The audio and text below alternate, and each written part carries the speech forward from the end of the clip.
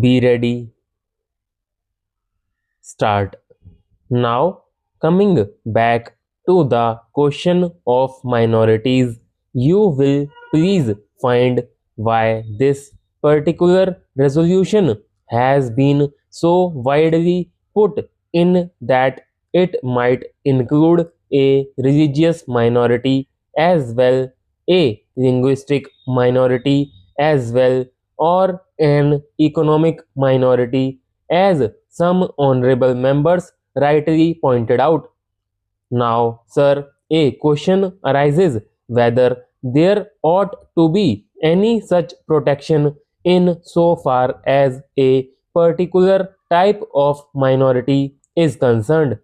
I shall deal with the question of minorities at some length, but you will please find, sir, what the honorable mover wants is that there ought to be a permanent minorities commission.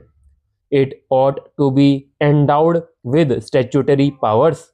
Therefore, sir, an attempt is being made for the first time by my honorable friend for driving a wedge between a community and a community.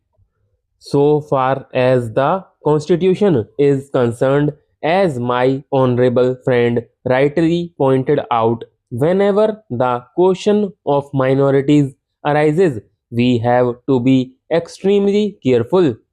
The Constitution is a very sacred document which has embodied all the different aspects of the common question of India's nationality.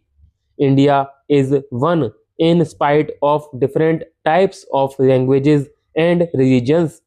But in the midst of all these diversities, we have to develop a common nationality. Therefore, whenever we consider the question of the development of the nation and the interest of the nation, you cannot afford to think in terms either of religion or of language. It is true, sir, that there are different religions. It is also true that there are different languages. Therefore, a question arose, and the framers of the constitution had to devise a constitution in the midst of the unity of India with certain diversities here and there. For that purpose, what they did was they devised a common nationality for the whole of India, and in so far as religious minorities were concerned, they were given certain rights. I would not go into the details regarding the provisions of the fundamental rights regarding the practice of religion. Certain rights have been given to the religious minorities, and beyond that, it would not be proper to bring in the religious minorities for political rights. For that, we have to be extremely careful. I would also point out that while we have to develop a common nationality, the members of the Indian nation have to understand that we are one nation. Therefore, certain rights in respect of religious minorities were given. They were fundamental rights, and most of them are justiciable rights. Here we stopped so far as the religious rights were concerned. Then a question arose, what ought to be the attitude of not only the government but the society regarding the languages? It was true that there were certain interests of the regional languages.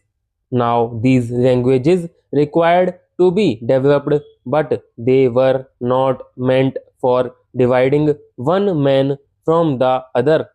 So, in 1956, when the states were formed to a certain extent on the basis of language, what was done was not to have a state with cent% people belonging to the regional language, because there were bound to be people belonging to different languages.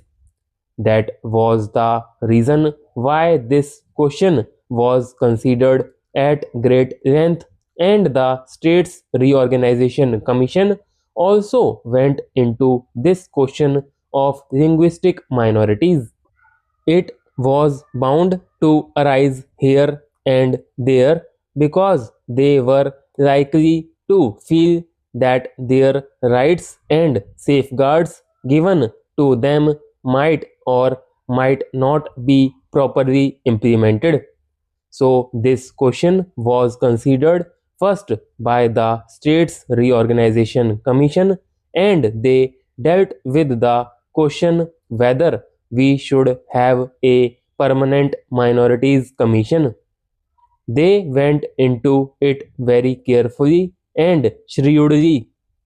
They found out that it would not be proper to set up a permanent minorities commission, because the result, if not the actual effect, would be that a permanent wedge would be driven between one community and another community.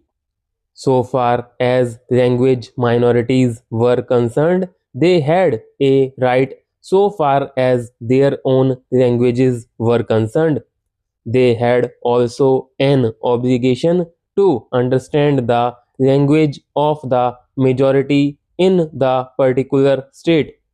It is only by thus coming together that the members of the two language groups would come together and would harmoniously develop. But it was found at the time when the States Reorganization Commission had to consider this, that some machinery should be devised for safeguarding the rights of linguistic minorities only, and after full consideration, what was conceded was that only in respect of linguistic minorities certain rights should be extended and certain rights should be safeguarded, and an officer should be appointed by the president for making a report on the question whether these rights of the